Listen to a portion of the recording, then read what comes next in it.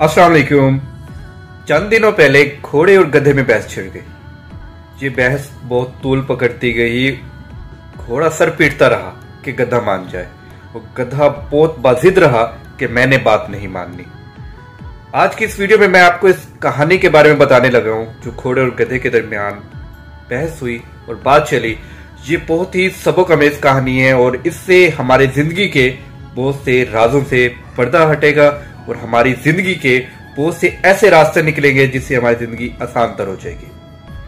हुआ कुछ यूं कि घोड़े और गधे में बहस छिड़ी।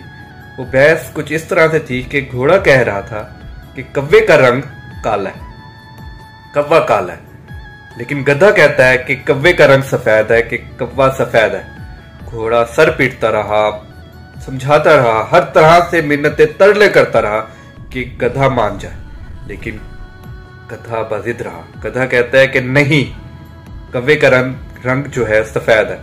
बहुत तूल पकड़ती गई, बात बहुत बढ़ती गई, दोनों में बहुत तैश हो गया, बहुत गुस्सा आ गया दोनों को। तो बात आखिरकार जा पहुंची बादशाह तक। तो बादशाह के पास जब ये फैसला पहुंचा तो बादशाह ने पहले घोड़े की बात सुनी और उसके बाद गधे की बात सुनी। दोनों को बारी बारी सुनने के बाद बादशाह ने ये फैसला किया। अब बादशाह का फैसला सुनिएगा, वो बहुत हैरान कर देने वाला है। बादशाह कौन है? उनका शेर ने ये फैसला किया कि घोड़े को, जो घोड़ा है उसको 100 कोड़े मारे जाएं और साथ ही उसको जेल में बंद कर दिया जाए कुछ मुद्दत के लिए। घोड़ा हैरान कि मैं राइट पे हूं, मैं हक पे हूं, लेकिन फिर भी मुझे सजा दी जा रही है, मुझे मारा जा रहा है और कैद भी मुझे किया जा रहा है। इसकी क्या वजह है? हक पर होने के बावजूद भी शेर ने, बादशाह ने मुझे क्यों सजा दी? बहुत इसरार के बाद बादशाह से घोड़े ने पूछा, शेर से घोड़े ने पूछा कि बादशाह सलामत, आपने मुझे क्यों सजा दी? आप जानते हैं कि मैं हक पे हूं, आपको भी पता है कि कव्वे का रंग जो है वो काला है।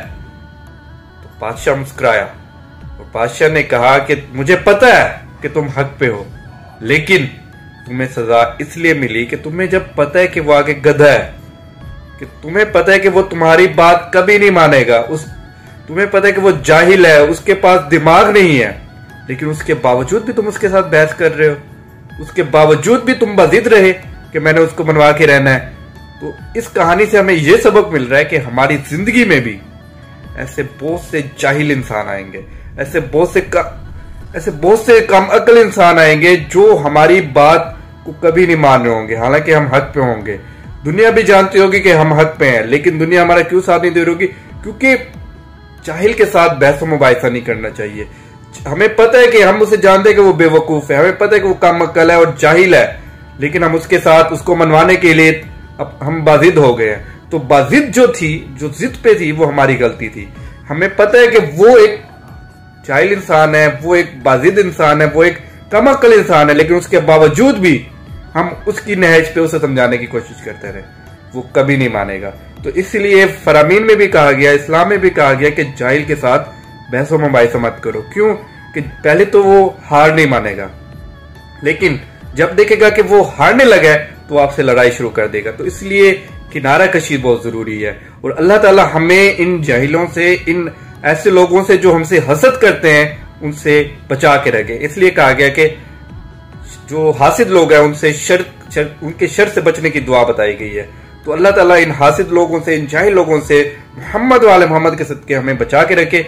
तो आज की कहानी का यही सबक है कि जिंदगी में, हमारी लाइफ में भी ऐसे लोग आएंगे जो हम हक पे होने के बावजूद भी हमारी बात को नहीं मान रहे होंगे।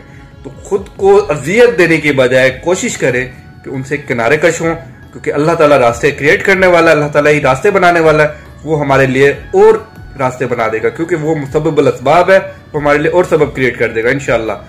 मिलते हैं अगले व्लॉग के अंदर। मुझे भी अपनी दुआओं में याद रखें। अल्लाह हाफिज़ व नासिर, वस्सलाम।